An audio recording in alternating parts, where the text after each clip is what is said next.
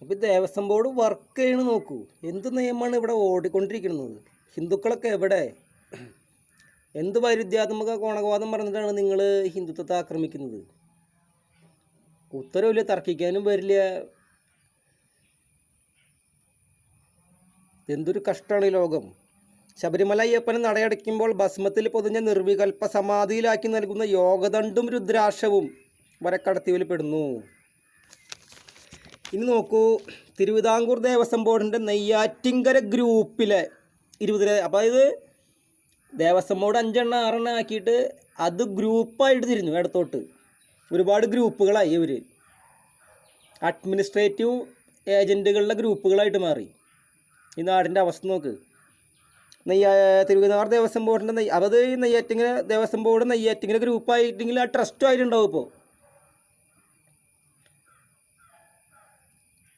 നെയ്യാറ്റിങ്കര ഗ്രൂപ്പിലെ 20ലേറെ ക്ഷേത്രങ്ങളിൽ നിന്ന് ലക്ഷക്കണക്കിന് രൂപയുടെ സ്വർണം, വെള്ളി, തിരുവാഭരണം നഷ്ടമായിരിക്കുന്നു. പാറശാല മഹാദേവ ക്ഷേത്രത്തിലെ ലോക്കറിലുണ്ടായിരുന്ന സ്വർണ്ണക്കട്ടി, മരിയങ്കര ക്ഷേത്രത്തിലെ സ്വർണ്ണമുദ്രപ്പൊതി, കാശീശ്വരം ക്ഷേത്രത്തിലെ സ്വർണ്ണഗോപി, കൂട്ടപ്പൻ ക്ഷേത്രത്തിലെ വീരചക്രം, വീരണകാവിലെ വെള്ളിത്താമര, വെള്ളിത്തട്ടം, മാങ്ങരമുട്ട ക്ഷേത്രത്തിലെ വെള്ളിയാഭരണം, തൃക്കണ്ണ്, അരങ്ങൽ ക്ഷേത്രത്തിലെ ചന്ദ്രക്കല, ചഴുക്കാറ്റൂർ, പാറശാല, മൂര്യങ്കര എന്നീ ക്ഷേത്രങ്ങളിലെ ആഭരണങ്ങൾ, മധ്യ തിരുവിതാംകൂറിലെ ഏറ്റവും പ്രശസ്തമായ ചെട്ടിക്കുളങ്ങര ദേവി ക്ഷേത്രത്തിലെ ജീവിതത്തിൽ നിന്ന് സ്വർണവും മുത്തും കവർന്ന് നാട്ടുകാർ പരാതി കൊടുത്തിട്ടുണ്ടെന്ന് പറയുന്നു.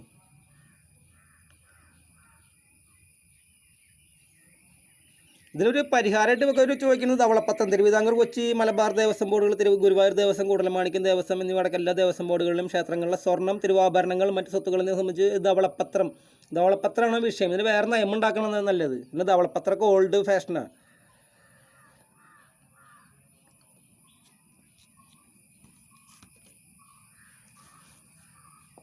1,75,000 ഹെക്ടർ വീട് 2.5 ലക്ഷം ഹെക്ടർ ക്ഷേത്രഭൂമി പോയെന്ന് പറഞ്ഞിട്ടുണ്ട് വേറെ കണക്ക്.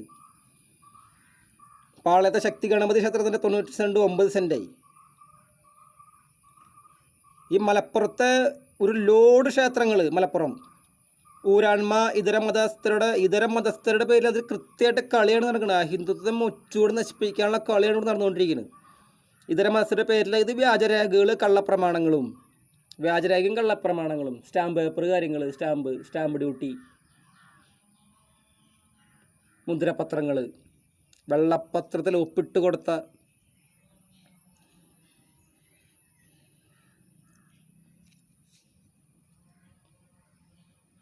ഈ ദേവസ്വം ബോർഡിൻ്റെ പ്രവർത്തനം വേണമെന്നുള്ളത് നമ്മളിനി ഭക്തജനങ്ങൾ ഇറങ്ങണോ അതോ ഇന്ത്യൻ ഗവൺമെൻറ് ഇതിനെ സീരിയസ് ആയിട്ട് കാണണം? പ്രത്യേകിച്ച് ഞാനടുത്തത് നമ്മുടെ തിരുപ്പഴംകുன்றത്തെ ഒരു സെഷനും കൂടി എടുക്കാൻ പോകുന്നത്. അപ്പോൾ അവിടെയൊക്കെ പോയിട്ട് നിങ്ങൾക്ക് മനസ്സിലാക്കണം, നമ്മുടെ ഈ ഇത്രയും നാട് നശിപ്പിച്ച് ഇത്ര കൊല്ലം കഴിഞ്ഞിട്ട് ഈ അമിത് ഷാ ഒക്കെ പോയിട്ട് തമിഴ്നാട്ടിൽ പോയിട്ട് ഈ തമിഴ്നാട്ടിലെ ഹിന്ദുക്കൾക്ക് വേണ്ടി സംസാരിച്ചൊരു മഹത് വ്യക്തിയാണ് ഈ അമിത് ഷാ. അദ്ദേഹം നമ്മുടെ വേറെ ഭാഗ്യമാണ് ഹിന്ദുക്കൾ ഇൻ സെൻസ് നമ്മുടെ രാഷ്ട്രത്തിൻ്റെ. ഈ ഹിന്ദുക്കൾക്ക് വേണ്ടി സംസാരിക്കുമ്പോൾ ഹിന്ദു അല്ലെങ്കിൽ മറ്റുള്ളതെല്ലാം നോക്കണം. നമ്മൾ കൃത്യമായൊരു ലോബി ഇവിടെ നശിപ്പിക്കാൻ കളിച്ചുകൊണ്ടിരിക്കുകയാണെന്ന്. ഈ നശിപ്പിക്കുന്ന ലോബികൾ അക്കാദമിക് നിലവാരം, നമ്മുടെ സ്കൂള് വിദ്യാഭ്യാസത്തിൻ്റെ ആരോഗ്യം, ഇതിൻ്റെ ഏറ്റവും ടോപ്പ് ലെവലായ PhD തൊട്ട് ഇങ്ങട് ഇതിൻ്റെ അക്കാദമിക് മേഖലകൾ, ഇതൊക്കെയല്ലേ ഗവർണർ എതിർക്കാൻ നോക്കിയായിരുന്നേ. വളരെ ബോധപൂർവവും ബുദ്ധിപൂർവമായ കളികളാണ് നടന്നുകൊണ്ടിരിക്കുന്നത്. നമുക്ക് ചൂണ്ടിക്കാണിക്കാനോ ഇടപെടാനോ പാടില്ലെന്നാണോ പറയണേ?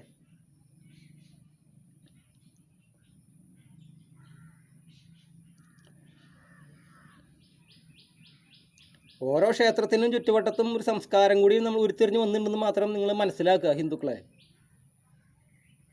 ഏത് ഹിന്ദുക്കളെ? എവിടുത്തെ ഹിന്ദുക്കളല്ലേ? ആരോട് പറയാൻ, ആര് കേൾക്കാൻ? പിന്നെ ഒരു BV അരുൺകുമാർ ഈയിടെ നമ്മുടെ ഈ ഗുരുവായൂർ ദേവസ്വം ബോർഡ് ഇവരുടെ ഒരു ക്വാളിറ്റി ഇരിക്കുന്നത് എന്താണെന്നറിയോ? MA ബേബിയുടെ ഒക്കെ അസിസ്റ്റൻറ്റ്, 4ാം ലോക സിദ്ധാന്തം എഴുതിയ MA ബേബിയുടെ പേഴ്സണൽ സ്റ്റാഫ് അംഗമൊക്കെ ആയിരുന്ന ആൾക്കാരാണ് ഗുരുവായൂർ ദേവസ്വം ബോർഡിൽ ഇരിക്കുന്നതെന്ന് പറഞ്ഞു വരുന്നത്.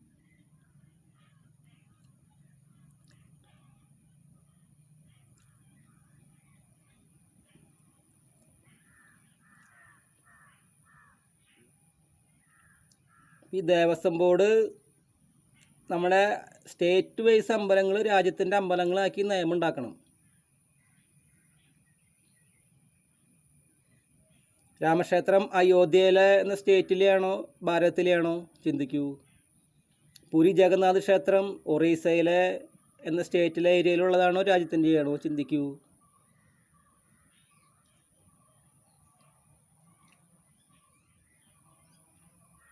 തിരുപ്പതി ക്ഷേത്രം, തിരുവണ്ണാമലൈ ക്ഷേത്രം, പഴനി,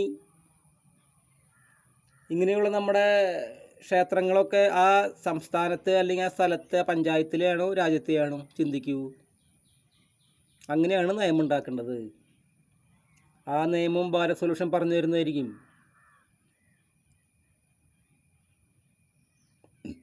പക്ഷെ ഇതിൽ തന്നെ നിങ്ങൾക്ക് പോയിന്റ് കിട്ടിയില്ലേ? കേന്ദ്ര സർക്കാർ അടിയന്തരമായിട്ട് ഭാരതത്തിലെ ക്ഷേത്രങ്ങളുടെ കാര്യത്തിൽ ഇടപെടുക. സംഭാവന എന്നൊക്കെ പറഞ്ഞു കഴിഞ്ഞാൽ നിസ്സാര സംഭാവന അല്ലത് വിഷയം. അത് അപ്പോഴത്തെ ഒരു ചൂടിലങ്ങോട്ട് വന്നു എന്നൊരു സംഭാവന, അതൊക്കെ എല്ലായിടത്തും നടക്കുന്നതാണ്. പാർട്ടികളുടെ പേരിൽ സംഭാവന നടക്കുന്നത്, സംഭാവനകൾ നടക്കുന്നത്, രക്തസാക്ഷികളുടെ ഫണ്ടിന് വെട്ടിപ്പ് നടക്കുന്നത്, പിന്നെ ക്ഷേത്രത്തിൻ്റെ പേരിലൊക്കെ. പക്ഷേ മറ്റേ ഈ പറഞ്ഞ കളവ് നടത്തുന്നത് കൃത്യമായിട്ട് സർക്കാർ നേരിട്ട് ഭരിച്ചുകൊണ്ടിരിക്കുന്ന സമയത്ത് ഇവരെ ശിങ്കിടികളും ഏജൻറ്റും മുഖേനയാണ്. അതിൽ വേറെ ഒരുപാട് അഗേൻസ്റ്റ് ഹിന്ദുത്വ ലോബികൾ കിടന്ന് കളിക്കുന്നുണ്ട്. അത് അവർ അക്കാദമിക് നിലവാരത്തിലും നശിപ്പിക്കാൻ ശ്രമിക്കുന്ന ആൾക്കാരാണ്. അതുകൊണ്ട് കേന്ദ്ര ഗവൺമെൻറ് എത്രയും പെട്ടെന്ന് ഭാരതത്തിലെ ക്ഷേത്രങ്ങളിലെ ഒരു കൃത്യമായ നിയമം ഉണ്ടാക്കി ഭക്തരുടെയും ബ്രാഹ്മണരുടെയും ശ്രേഷ്ഠതയ്ക്ക് അനുസൃതമായ ഒരു നിയമം ഉണ്ടാക്കി അമ്പലങ്ങളെ കാത്തുരക്ഷിക്കണമെന്ന് വിനീതമായി അഭ്യർത്ഥിക്കുന്നു, അപേക്ഷിക്കുന്നു. വന്ദേ മാതരം.